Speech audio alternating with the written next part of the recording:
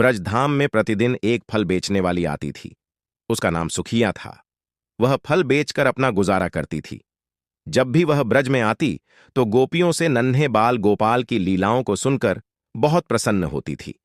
वह घंटों तक नंद बाबा के महल के बाहर खड़ी रहती ताकि वह नन्हे बाल गोपाल के दर्शन कर सके, परंतु कभी भी उसे बाल गोपाल के दर्शन नहीं हो पाते थे और वह निराश होकर चली जाती थी। परंतु हमारे भगवान कृष्ण वह तो अंतर्यामी है।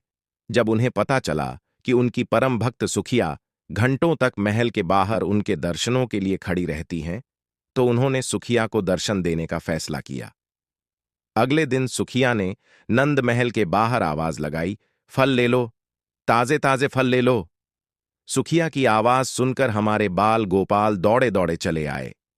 छोटे से बाल गोपाल को देखकर सुखिया की खुशी का कोई ठिकाना नहीं रहा। सुखिया ने नंदलाल के छोटे छोटे हाथों में बहुत सारे फल दे दिए। फलों की कीमत अदा करने के लिए नन्हे बाल गोपाल बार बार महल के भीतर जाते और अपनी छोटी सी मुट्ठी में अनाज लाने की कोशिश करते, लेकिन सारा अनाज रास्ते में ही बिखर जाता था। भगवान कृष्ण सुखिया को कुछ मात्रा में ही अनाज दे पाए थे और सुखिया को भी कोई लालच नहीं था। वह तो बस यह सोचकर ही खुश थी कि भगवान कृष्ण ने उसके हाथों से फल लेकर खाए हैं। उसने अपनी टोकरी से सारे फल नन्हे भगवान कृष्ण को दे दिए और उनसे प्राप्त किया कुछ अनाज के दाने अपनी टोकरी में रखकर अपने घर को चली गई। घर जाकर उसने देखा कि उसकी टोकरी में अनाज के दोनों की जगह हीरे जवाहरात भरे हुए थे।